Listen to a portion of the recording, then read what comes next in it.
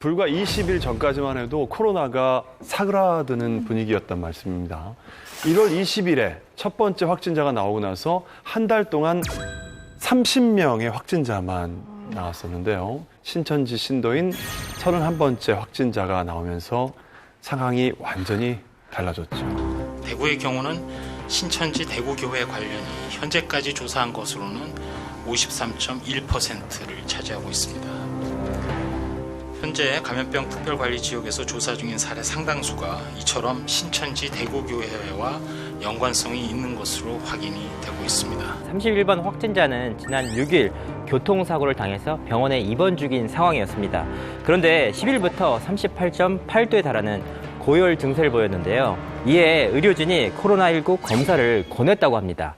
하지만 이 31번 환자는 확진자를 만난 적도 없고 해외를 나간 적도 없다면서 거부를 했다고 합니다. 근데 더 아찔한 사실이 있어요. 지난달 16일에 신천지 대구교회에 참석을 해서 예배를 드렸대요. 근데 문제가 뭐냐면 보통 이 예배를 드릴 때 한 500여 명의 교인들이 모이게 되는데 이 교인들이 또 예배를 보는 모습이 언론에도 많이 나왔지만 굉장히 근거리, 너무 가까이에서 또 방석에 예배를 앉아서. 드리잖아요. 그나마 방석도 사실은 워낙 좁아서 방석도 쓰지 않는 경우가 많다라고 저는 피해자 연대에서 들었거든요.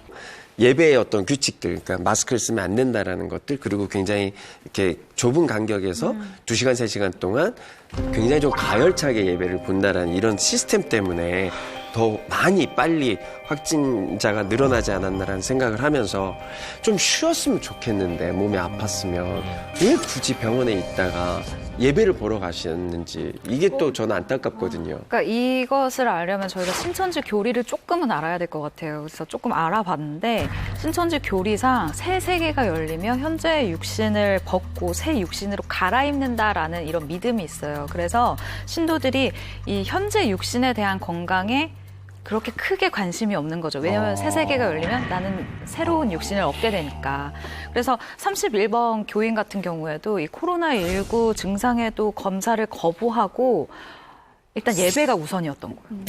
그렇기 때문에 예배를 보러 갔다라고 생각이 듭니다. 신천지라는 그 교회에서 출입을 하려면 손가락으로 지문 인식을 해야 된다고 하잖아요. 그러면 거기에 계속 교인들이 계속해서 거기에 똑같이 이 손으로 터치를 해야 되니까 그렇게 보면 감염자이신 분이 엘리베이터 버튼도 똑같이 그렇게 하면 나머지 다음 분들이 그걸로 인해서 걸릴 확률이 많아지는 거죠. 신천지로 들어가려면 다 지문 인식을 해야 된대요. 그래서 확진자들이 더 많아졌다고 얘기를 하더라고요.